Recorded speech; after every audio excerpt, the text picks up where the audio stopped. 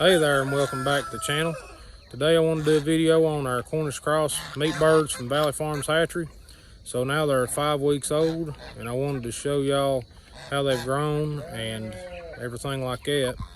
But also we've got them moved out of the grow out pen and into a poultry net from Premier One.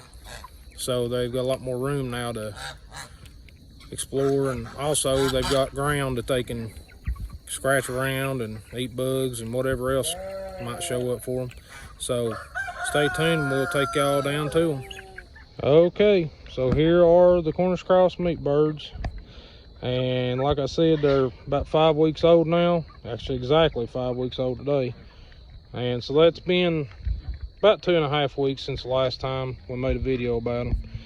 So you can kind of look at that last video and compare to this, see how fast they've grown. They've done excellent. Honestly, I'm pretty certain, according to my opinion and my wife's opinion, that these guys have grown quite a bit faster than the last batch we had. Now that last batch did come from a farm store, Tractor Supply, and they carry chicks from Hoover's Hatchery. So that was Hoover's Hatchery's version of the Cornish cross, and this is Valley Farm Hatchery version of the Cornish cross. So I'll tell you right now, I'm real impressed with the way these have grown and the livelihood of them, and I definitely will be ordering from them again next year. So we usually do 2 batches of meat birds a year, one in the spring and one in the fall, and it usually works out real well. They always thrive during those times, it seems like, for us, so that's why we keep doing that. And it's a little bit milder weather too, so it's easier to kill them and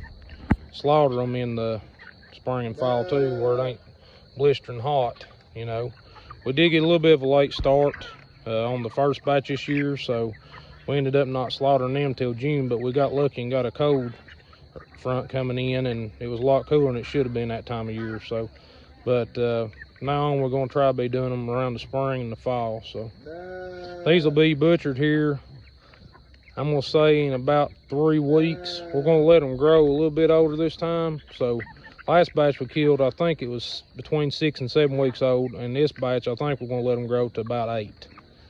So here in about 3 weeks we'll be butchering up this group of meat birds, and that'll be right around Halloween. So should be decent weather for it, good and cool, and hopefully not too hot anyway, unless we have some kind of crazy temperatures. But the good thing is we got it set up in the shade, covered with some trees and kind of in the woods, so even if it is hot, it ain't as hot back there as it could be out in the middle of the sun. So we got some new feeder today too, this galvanized feeder, so it'll hold a little more feed than what we was putting in. This thing holds 15 pounds. So these guys were going through 2 of those 7-pound feeders a day, so this should keep them fed for the day.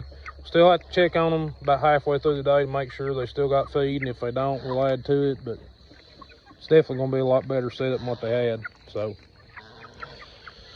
that should be a good setup for them for sure for the feed. You can see we got some over here that's kind of browsing around and digging at the ground and stuff, and they ain't had that chance to do that yet till now because we had them in that grow out pen up there. So what we did do is, this was where we had the Isa Browns, and so we moved them over to another pen, and I'll show you that setup here in a second as well. But that way we had room for these guys to where they could grow out good and have a more healthy diet and things, because they can eat a little bit of grass in here, you know, dig around, maybe find a bug or two.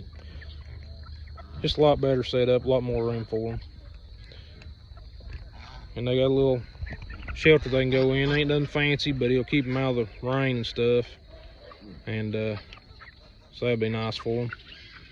So I want to show y'all what we did with our Isa Browns. And stay tuned and we'll show you here in a second. Alrighty, so now we're in our big chickens pen where our layers and everything else is, and our geese. You see here, the geese is talking to y'all if you didn't notice. They got a mouth on them, so they like talking to everybody that comes around. And anyway, So we got the same fence up for the young Isle Browns as we did have, but we moved it into this pen. What we're trying to do here is get them used to the older chickens and the older chickens used to them. If you turn out a bunch of young birds like this in with older birds, most likely there's going to be a bunch of them get killed. So y'all just have to listen to them geese. Ain't no way to hush them up. So yeah, y'all like to talk, don't you? I know. But anyway, yeah. So we're going to keep this up in here for a while, at least a few weeks, until they get used to the older birds and the older birds get used to them. Once them older birds get used to them being in here, and also they'll gain a little more size, the younger ones will, then they'll mix together with them okay, I believe. So, but you can't hardly throw in a bunch of young birds with old birds, because that's a recipe for disaster. A lot of bullying goes on there, and they'll even kill each other sometimes. So we don't want to do that. So we're just trying to transition them slowly, and we'll keep y'all updated on how that goes. Now once these guys grow up, they'll be good layers for brown eggs, so they'll be good to have.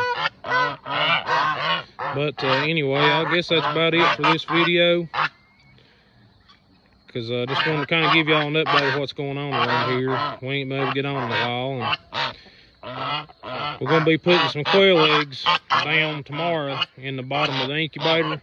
So here in a few days we'll be hatching. They'll be start hatching and everything, and I'll put a video of that on here, how that works out. So stay tuned for that one. Keep an eye out. Subscribe if you ain't already. We do appreciate it. We thank y'all for watching our videos. Thanks for all our subscribers that's already subscribed. And thank y'all, and God bless y'all.